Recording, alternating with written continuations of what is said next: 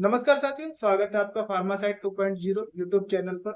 दोस्तों, गर्मियों के मौसम में क्योंकि समर का सीजन चल रहा है, गर्मियां बहुत प्रचंड रूप से देखने को मिल रही हैं और ऐसे मौसम में महिलाओं में कुछ परेशानी ऐसी रहती है जो कि कॉमन रूप से देखने को आती है, जैसे कि यूटीआई हो गया, यूरिनरी ट्रैक्ट इन्फेक्शन से जुड़ी जो भी तकलीफें रहती हैं, या फिर उनके प्राइवेट पार्ट से रिलेटेड जो तकलीफें रहती हैं वो बहुत ज्यादा देखने को मिलती हैं गर्मियों के सीजन में। जैसे कि पेशाब करने में जलन, पेशाब के रास्ते में जलन होना, प्राइवेट पार्ट के आसपास खुजली चलना, वाइट डिस्चार्ज का आना, इस तरह की समस्याएं कॉमन रूप से बढ़ जाती हैं गर्मियों के मौसम में। तो आपको किस तरह से ध्यान रखना चाहिए, क्या क्या चीजें आपको अपनानी चाहिए, क्या खाना चाहिए, क्या नहीं खाना चाहिए, जिससे आप बगैर दवाइयों के भी यूरिन इन्फेक्शन से बच सकें, वजाइना के इन्फेक्शन से आप बच सकें, उसके बारे में मैं आज आपको डिटेल से समझाता हूँ।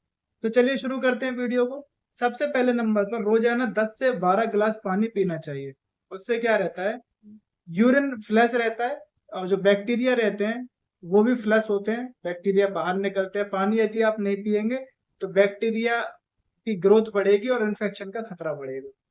दूसरे नंबर पर, कभी भी पेशाब को रोके नहीं। यदि आप यूरिन को अवॉइड करेंगे तो उस यूरिन में बैक्टीरिया की ग्रोथ बढ़ेगी, जिससे किडनी का भी इन्फेक्शन होने का खतरा बढ़ जाता है और यूरिन में यूटीआई होने का भी खतरा बढ़ जाता है। इसलिए जब भी पेशाब लगे तुरंत वॉशरूम जाएं और यूरिन पास करके आए। इसके अलावा जब कभी भी आप टॉयलेट के लिए जाएं तो टॉयलेट करने के बाद में सफाई का विशेष ध्यान रखें। प्राइवेट पार्ट की सादा पानी से सफाई करें। जो केमिकल वाले आइटम्स रहते हैं उनसे बिल्कुल दूर रखें। सादा पानी से आप सफाई करें जिससे बैक्टीरिया की ग्रोथ ना हो सके। कॉटन के अंडरवियर पहनना बहुत ही ज्यादा जरूरी होता है। कॉटन के अंडरवियर आप समर सीजन में पहने। यदि आप सिंथेटिक और नायलॉन के अंडरवियर पहनेंगे तो उससे क्या रहता है, प्राइवेट पार्ट को हवा नहीं लग पाती, जिसकी वजह से उसमें नमी बनी रहती है, मॉइस्चर बना रहता है और उसमें बैक्टीरिया की ग्रोथ बढ़ती है और इस तरह की तकलीफें देखने को आती हैं। इसके अलावा साथियों, जब कभी आप पब्लिक टॉयलेट में टॉयलेट करने के लिए जाती हैं तो वहां सबसे पहले फ्लैश चलाइए और जो सीट रहती है उसको क्लीन कीजिए। ये चीज आपको पब्लिक टॉयलेट में जाने से पहले फॉलो करनी चाहिए। इसके अलावा जो लोग ज्यादातर केमिकल वाले जो आइटम्स रहते हैं उनको अवॉइड करना चाहिए, जैसे कि परफ्यूम सोप हो गए। आजकल वॉशेस बहुत ज्यादा चल रहे हैं, एंटी वॉश, बी वॉश, इस तरह के वॉश का इस्तेमाल कम ही करना चाहिए, ज्यादा ना करें। जब कुछ ही मात्रा में इस्तेमाल करें, लेकिन ज्यादा आप इस्तेमाल करेंगे तो उससे इरिटेशन का और एलर्जी होने का खतरा भी बढ़ जाता है। हाइड्रेटिंग फूड का इस्तेमाल करना चाहिए। जो आइटम पानी की मात्रा बढ़ाते हैं हमारी बॉडी में, जैसे कि तरबूजा, खरबूजा, खीरा, इस तरह के आइटम्स का इस्तेमाल करना चाहिए ताकि हाइड्रेट रहे बॉडी और यूटीआई का इन्फेक्शन कम हो।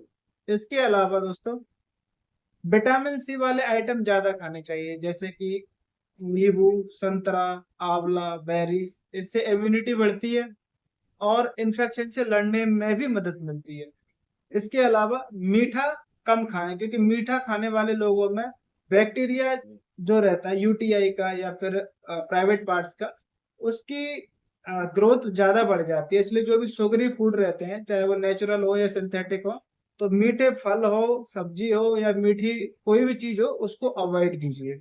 इसके अलावा फिजिकल रिलेशन करने के बाद में आफ्टर इंटरकोर्स केयर जो रहती है उसका विशेष ध्यान रखना चाहिए, जैसे कि रिलेशन के बाद में यूरिन पास करना और सादा पानी से प्राइवेट पार्ट की सफाई करना, ताकि बैक्टीरिया की ग्रोथ ना हो। और यदि आप फैमिली प्लानिंग की सोच रहे हैं, प्रेगनेंसी कंसीव करने की मन बना रहे हैं, तो ऐसे में पानी का लेना, मतलब कि पानी से सफाई करना और यूरिन पास करना थोड़ा सा लेट करना चाहिए, 1 घंटे के बाद में, ताकि स्पर्म की क्वालिटी कम ना हो। इस चीज का भी आपको ध्यान रखें।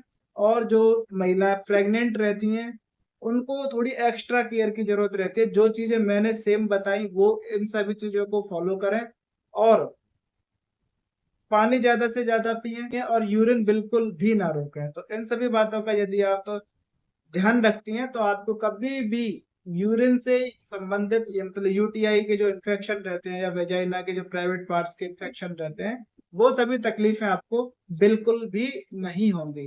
और गर्मियों के मौसम में ज्यादा चटपटा, ऑयली, स्पाइसी फूड इस सभी तरह के चीजों को भी नहीं खाना चाहिए। इन सभी बातों का आप ध्यान रखिए। उम्मीद करूंगा आप अभी इन चीजों को फॉलो करके अपने यूटीआई के इन्फेक्शन को टाटा बाय बाय कह देंगे। और स्वस्थ रहिए, हेल्दी रहिए, और मेरे इस वीडियो को ज्यादा से ज्यादा लोगों को शेयर कीजिए ताकि उनकी ये समस्या का सॉल्यूशन परमानेंटली निकल सके। धन्यवाद।